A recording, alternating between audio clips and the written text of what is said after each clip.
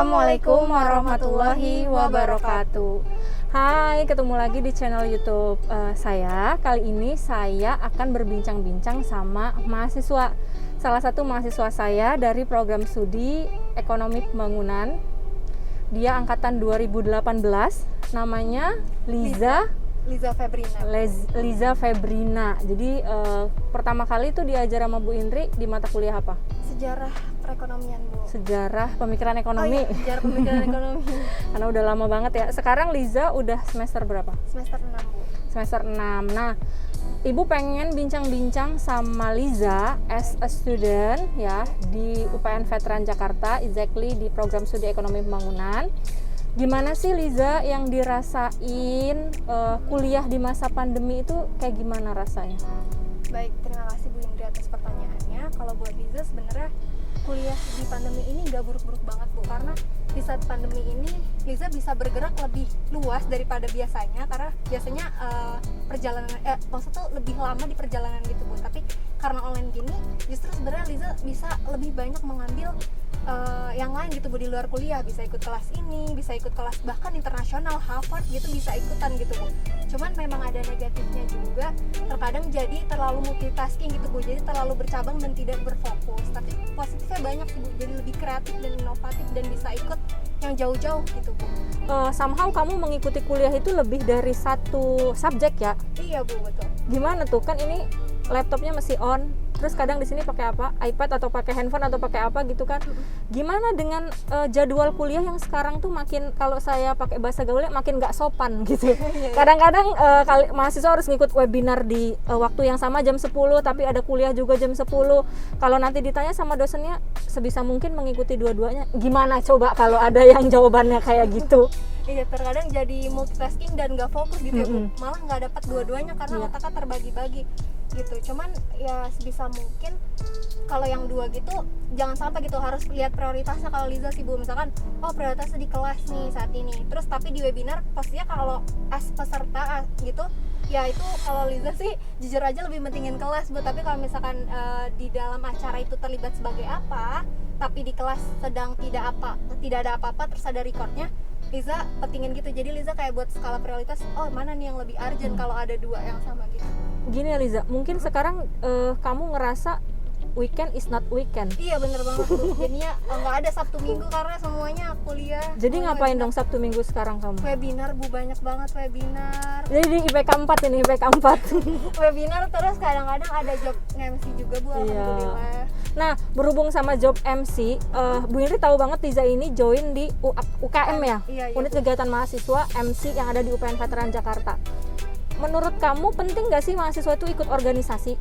Baik, kalau menurut Liza pribadi penting banget, Bu, karena kita tidak hanya butuh pelajaran di kelas, tapi kita juga butuh bagaimana kita cara berinteraksi dengan orang lain. Terus kita butuh pengalaman kerja yang mana di organisasi itu kayak praktiknya di kerja gitu. Liza ngebayanginnya seperti itu sih, Bu. Dan kita juga bisa dapat relasi di luar kelas gitu. Kita bisa kenal kakak tingkat yang beda jurusan, jadi membuka insight kita juga gitu. Jadi yang pertama kalau ikut organisasi itu ada insight-nya, Iya. dapat masukan ya. Selain itu apa lagi yang kamu rasain?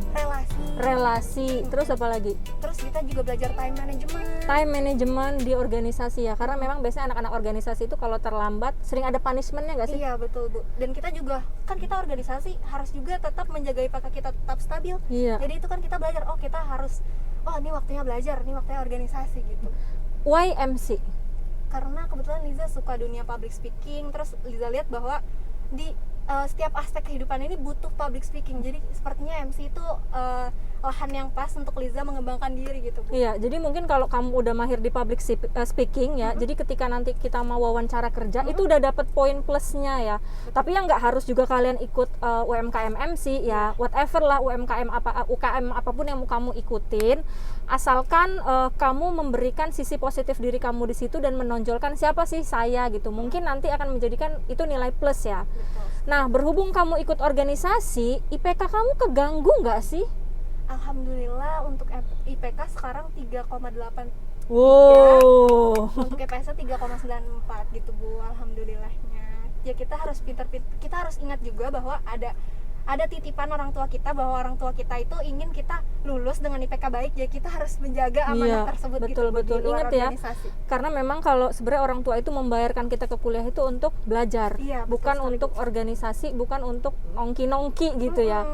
Nah, tapi dengan sekarang pandemi, ada organisasi, ada belajar, terus ada apalagi nih, ujian-ujian atau webinar-webinar yang lain. Gimana Liza? IPK kemarin waktu di semester gasal ini nggak keganggu nggak? Alhamdulillah nggak keganggu sama sekali, Bu. Increase ya, naik ya? Iya, malah meningkat, Bu, karena mungkin jadi lebih apa ya, lebih bisa membagi waktunya gitu, Bu. Jadi malah kita sendiri yang menentukan, oh ini saatnya belajar gitu Bu, malah kayak gitu, malah positif. Tapi kan nugas malam juga Iya sih. tugas gimana tuh? Jadinya tapi kan kita tahu nih waktu-waktu yang kita kosong, bisa aja saat kita subuh kita lihat record. Nah, enaknya di online ini ada recordnya, Bu. Iya benar. Jadi kita bisa lihat, oh ada recordnya, jadi kapanpun kita mau subuh jam 3 pagi itu bisa masih nonton. Nih Liza, jujur ya, pernah nggak bolos kuliah cuman demi nge-MC? Pernah banget.